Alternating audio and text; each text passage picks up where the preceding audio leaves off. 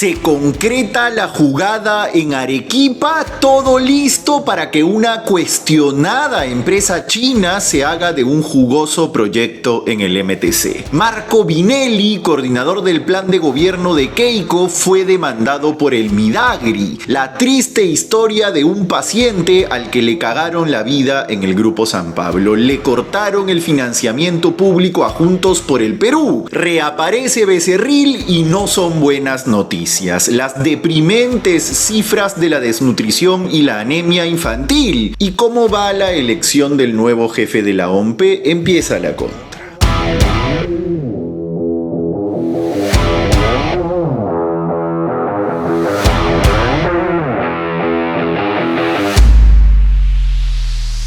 Hola, soy Paulo Benza y esto es La Contra, el resumen de los temas que realmente te importan sin importar a quién le molesten. Se acaba el miércoles 20 de mayo y la señora K todavía no ha presentado sus cartas para el debate de este domingo, el de los técnicos. Ya está contra el reloj. Por el lado de Roberto Sánchez ya se dijo que irán Pedro Franque, José Domingo Pérez, Hernando Ceballos y la lumbrera Anaí Durant. Pero ¿y el fujimorismo? El único que anda dando vueltas en medios y que fue coordinador de su plan de gobierno es Marco Vinelli Ruiz, quien suena para enfrentar a Franque este domingo. Hoy el señor le dio una entrevista a Diana Seminario del Comercio y juró que sí tienen un equipo técnico, pero que será presentado directamente el domingo. Ya. Seminario le preguntó por algunos nombres, pero Vinelli solo deslizó que han recibido recomendaciones de Lucho Carranza, quien ya los representó en temas de economía en 2021, e Ismael Benavides, ambos exministros de Alan II. Nosotros hemos intentado contactar a Vinelli, pero no nos respondió. Esperemos que no sea, porque aquí revelamos cómo el fujimorismo usaba a la escuela de gobierno de la ESAN, la cual él dirige, para empujar su agenda legislativa. ¿Recuerdan? Ellos hacían un evento académico sobre un tema y luego, plin, ese mismo tema se convertía en un proyecto de ley con sospechosos apoyos. Pero bueno, a Vinelli también le queríamos preguntar en qué quedó la demanda que le puso la Procuraduría del Midagri cuando era director del Programa de Desarrollo Productivo Agrario Rural. La razón, que indemnice por daños y perjuicios al Estado tras la ampliación del plazo de una obra en Huánuco. Lo increíble es que fue denunciado por la Procuraduría y luego el propio Midagri le pagó el abogado. En fin, aparte, ayer les contamos al vuelo los resultados de la última encuesta de Ipsos para Perú 21. Keiko a la cabeza por unos 4 puntos, 39 a 35. Fujimori sube un punto desde la última encuesta, o sea, estadísticamente nada, pero lo que más ha sorprendido es la caída de Sánchez, tanto en el urbano como en el rural. Y su baja más fuerte ha sido en las zonas rurales, ojo, su núcleo más duro, de 55 a 49 puntos. Sí, Keiko sigue baja en el rural, pero no se ha movido. Más bien ha subido en Lima, que tampoco sorprende mucho, ya que se ha estado paseando el último mes por aquí. En el desglose por macrorregión, Keiko supera a Sánchez en 2 de las 4, norte y oriente, donde ha centrado su campaña. Pero ¿cómo le va en el sur? Bajísimo, apenas 14%. ¿Qué más hay? Un dato que podría ser el que termine poniendo la balanza a la izquierda o a la derecha, el antivoto. En el caso de Keiko, que siempre ha sido la reina del antivoto, a la fecha solo tiene 44% de gente que asegura que nunca votaría por ella. Es la cifra más baja de lo que va de esta campaña, pues la señora empezó en febrero con 64%.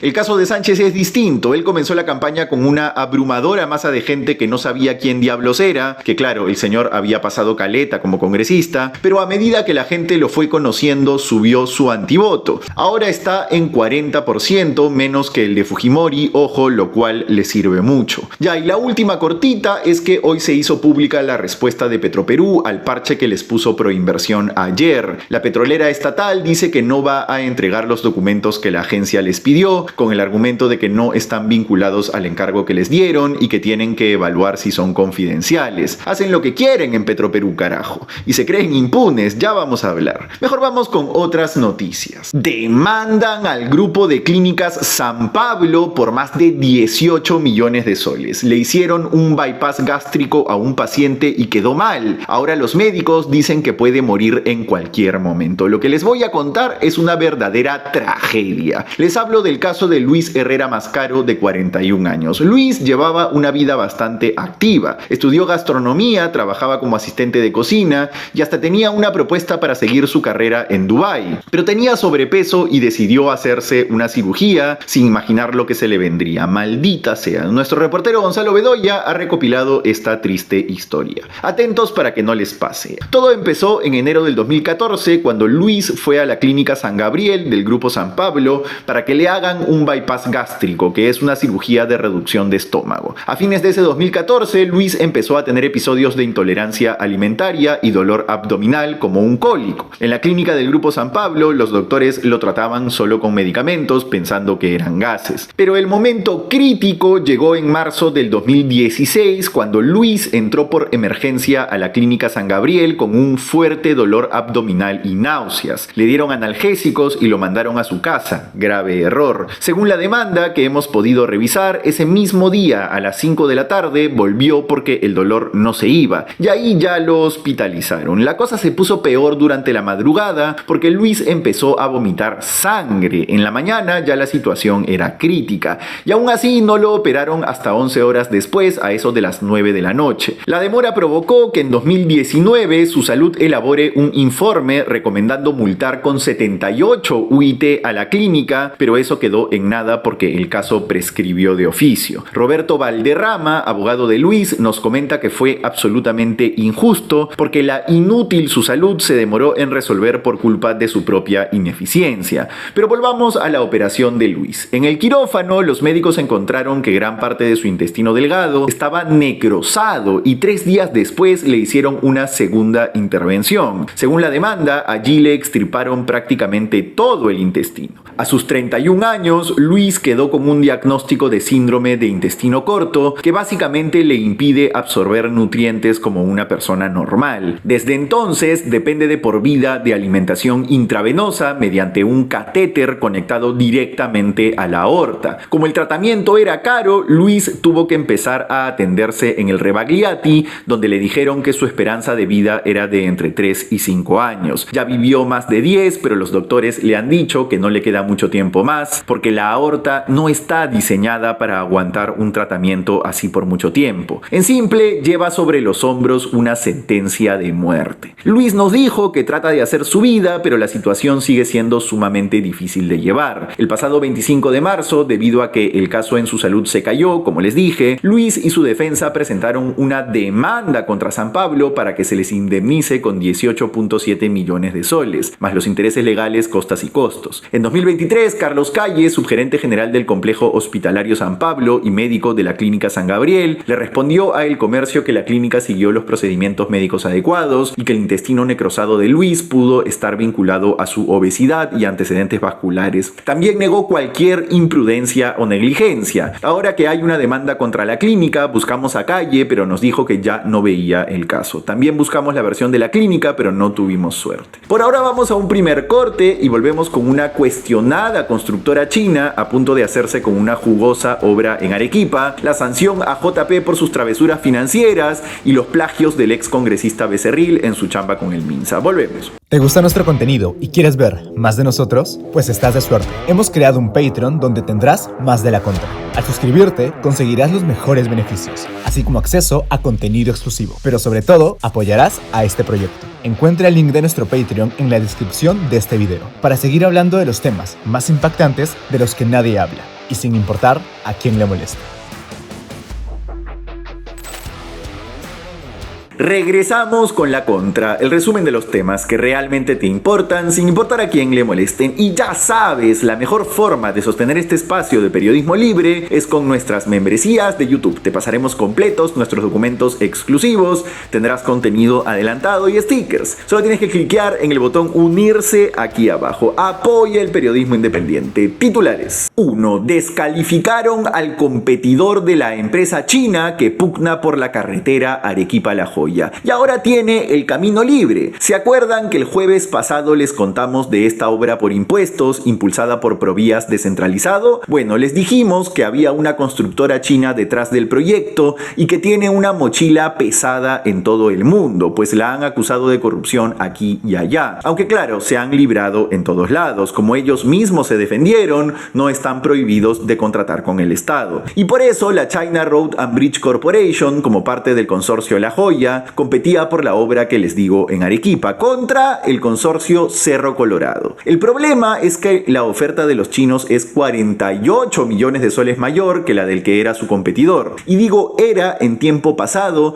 porque un día después de nuestro informe, el viernes, el Comité de Selección de Provías decidió que Cerro Colorado no cumplía los requisitos y lo descalificó. ¿Qué pasó? Que el comité integrado por Norland Sandoval, Miguel Mendoza y Juan Manuel Espino dijo que el competidor de los chinos no pudo acreditar el patrimonio neto requerido en las bases. ¿Por qué? Es que el consorcio presentó su patrimonio sumando el de sus dos integrantes, una suma simple que daba más de 600 millones de soles por encima de lo que exigen las bases. Pero el comité dijo que esa suma debía hacerse prorrateada, o sea que el patrimonio de cada empresa se cuente en función del porcentaje que tiene en el consorcio. Y pues ahí no llegaban. En cambio, al consorcio integrado por China Road le calificaron todo positivo. Que cáguense de risa, los chinos acreditaron un patrimonio de 13.000 millones de soles, una brutalidad. Lo que nos está diciendo que en el renovado mecanismo de Oxy hay un problema de fondo, una barrera de entrada que perjudica a las empresas locales y beneficia ampliamente a las chinas. ¿Cuál? Pues que el nuevo reglamento de Oxy, trabajado durante las gestiones de Denise Miralles en el MEF y PCM, ojo, ahora permite a los postores sustentar sus patrimonios con los estados financieros de sus países de origen. Y claro, las constructoras chinas son monstruos de talla global respaldados por su partido comunista. Pero ya haremos un especial de este tema en unos días. ¿Qué viene ahora con la obra en Arequipa? Según el cronograma, que lo han ampliado 1000 veces, este viernes 22 se otorga la Buena Pro. El consorcio de los chinos ya es el único en carrera. Pero todavía hay un escollo a resolver. Como la propuesta asiática es de 408 millones de soles, o sea, mayor al valor referencial de la obra, le toca al comité pedirle que rebaje sus expectativas. Si no lo hace, la ley dice que pasan con el ministro de Transportes, el suertudo Aldo Prieto, que viene desde Jerí para que dé su ok y saque una resolución aprobando todo. ¿Qué hará usted, ministro? Pues consultamos con el MTC, pero no nos respondieron. Como que le vamos atinando al devenir de este temita, ¿no? 2. Vamos con un anunciante. Hay momentos en los que uno empieza a cortar de todo. Sales menos, compras menos, postergas planes y aún así sientes que no avanzas, porque a veces el problema no es gastar mucho, es no tener el impulso necesario para dar el siguiente paso. Y ahí es donde aparece Prestamipe. Con su préstamo con garantía hipotecaria puedes acceder a financiamiento usando tu propiedad como respaldo. Ideal para reorganizarte, invertir en tu negocio o retomar ese proyecto que venías frenando. Porque crecer no siempre empieza ajustando más. A veces empieza encontrando una mejor forma de avanzar. Conoce más ingresando a prestamipe.com/Benza. Prestamipe, confiamos en ti. 3. Votaron a Sánchez de San Marcos. A ver, vamos con 2 de Juntos por el Perú, que vaya semanita la que ha tenido el sombrero bamba. El Jurado Nacional de Elecciones decidió no darle la apelación y confirmó una sanción impuesta por la OMPE por serias irregularidades financieras durante la campaña del 2021. Ahora, el partido de izquierda tendrá que pagar una multa de 176.000 soles y además verá cómo el Estado le recorta el 10% de su financiamiento público anual. Les cuento por si no recuerdan. El origen de este caso se remonta a una auditoría que la OMPE les hizo en noviembre del 2025. Los fiscalizadores encontraron 17 misteriosos aportes que sumaban 17.000 soles. Cuando llamaron a quienes figuraban en la lista de donantes, estos negaron rotundamente haber entregado un sol a favor del partido. Pitufeo, pues. La OMPE calificó la jugada como una infracción muy grave por recibir dinero de aportantes fantasma. Pero el JNE les ha tirado una boya. JPP puede acogerse a un descuento del 25% si decide pagar la multa dentro del plazo y la OMPE ha confirmado que pueden pedir un fraccionamiento para pagar la deuda en cómodas cuotas. Pero lo peor para Sánchez ha sido otra cosa. El tipo, al parecer, intentó hacer un poco de proselitismo ingresando al campus de la San Marcos justo en medio de una tensa protesta estudiantil contra la reelección de sus autoridades. Según el testimonio de un estudiante, Sánchez dijo que se apersonó sonaba como congresista, no como candidato, pero no se quedó mucho tiempo. Alumnos del Centro Federado de Derecho, según El Comercio, rechazaron su presencia y se tuvo que ir. Si no te quieren en San Marcos, ¿con qué apoyo vas a gobernar? 4. Se destapan los plagios de Becerril en su chamba con el Minsa. Volvió por todo lo alto el ex congresista fujimorista y por nada bueno, como era de esperarse. Les cuento lo que han encontrado los colegas de Salud con Lupa. El pasado 23 de febrero, el Instituto Nacional de Salud del Minsa contrató a Héctor Becerril para revisar los laboratorios del Centro Nacional de Alimentación, Nutrición y Vida Saludable, que se encarga de controlar la calidad de los alimentos que llegan a los programas sociales de alimentación. ¿Por qué alguien contrataría a Becerril para eso? Bueno, esa ya es una irresponsabilidad, pero lo peor viene ahora. Becerril debía recibir más de 39.000 soles. Un mes después del contrato, en marzo, le dio al Minsa su primer entregable que recogía la evolución de los laboratorios entre 2020 y 2026. Hago énfasis en esta fecha porque eso fue lo primero que les hizo levantar la ceja a los colegas de Salud con Lupa. ¿Por qué? Porque el contrato de Becerril pedía analizar el periodo 2020-2025. ¿Qué pasó ahí? Atentos. Sucede que el Instituto Nacional de Salud tenía en sus archivos recientes un documento del biólogo Juan José Quispe, ex subdirector de los laboratorios de control de calidad de alimentos y nutrición. Antes de irse, Quispe dejó un acta de entrega del cargo, y pues ese escrito es casi idéntico al que Becerril presentó días después y por el que se le pagó. Pero con roche, en pantalla tienen ambos documentos, a la izquierda el de Quispe, a la derecha el de Becerril, que ya ven, entre esto y la vicepresidenta de Sánchez que sustentó su chamba con páginas y páginas de la misma foto de ella misma que les conté la otra vez, casi no hay diferencia. Por ahora vamos a un último corte y regresamos con los devastadores resultados de la encuesta sobre desnutrición y anemia infantil y la eliminación de la ESI. Volvemos. Espera. ¿Quieres apoyar este proyecto y aún no sabes cómo? En La Contra investigamos, revelamos y contamos lo que otros medios prefieren callar. Y hoy puedes apoyar este trabajo uniéndote como miembro del canal desde 8 soles. En nuestros 3 niveles podrás disfrutar de varios beneficios, desde acceso anticipado a contenido del canal y a investigaciones exclusivas, hasta reuniones con la comunidad. Apóyanos a seguir dándote el mejor contenido y únete a La Contra. Regresamos con La Contra, el resumen de los temas que realmente te importan sin importar a quién le molesten. Dale like a este video si te gustó para que el algoritmo se lo muestre a más gente. Like, mendigo likes, y también suscríbete al canal. Si te gusta, cómpranos una membresía de YouTube haciendo clic en el botón unirse aquí abajo. También puedes yapearnos a este QR. Cerremos. Seguimos jalando en lo más importante. Ayer salieron los resultados de un nuevo sondeo que nos aterra. Ya les habíamos hablado antes del estudio de aprendizajes, ni qué decir de la pobreza monetaria, en rojo todo, pero bueno, ahora hablamos de la encuesta sobre desnutrición crónica y anemia infantil del 2025. La nutricionista Jessica Guamán ha resumido bien el asunto en su cuenta de X. La desnutrición crónica infantil en menores de 5 años se mantiene en 12.1%, sin variación respecto al 2024, mientras que la anemia en niños de 6 a 35 meses baja apenas de 43.7 a 43.4%. Solo 0.3 puntos porcentuales, una reducción mínima frente a la magnitud del problema, señala Guamán. O sea, avances nulos, señores. La otra novedad de estos días es la eliminación de los lineamientos de la educación sexual integral, la famosa ESI. ¿Qué es esto de los lineamientos? Es como una guía de orientación para los profes de cómo tratar ciertos temas en las escuelas. El tema de la educación sexual, por ejemplo, es un tema que se trata de manera transversal a lo largo de la vida escolar y en diferentes cursos. Bueno, pues hace unos meses fue aprobada la famosa Ley de Igualdad de Oportunidades entre Mujeres y Hombres propuesta por Milagros Aguayo. Ya saben por dónde va el asunto, ¿no? Pues ahora el Minedu la ha llevado a la práctica al eliminar los lineamientos de la educación sexual integral. ¿En qué se diferencia de la educación sexual básica? Que este enfoque integral incluye varias otras cuestiones biológicas, psicológicas, afectivas, sociales, etc. Es decir, diversidad, pues el nuevo enfoque será solo biológico y ético, nada de esas caviaradas diversas. Aunque según leemos al pie de la letra, todo termina siendo interpretable. Eso sí, para el ex viceministro José Luis Gargurevich, el problema es que ahora puede ser usado por padres y colegios conservadores como un arma de litigio. Es decir, los padres que interpreten que les están hablando con un enfoque más integral a sus hijos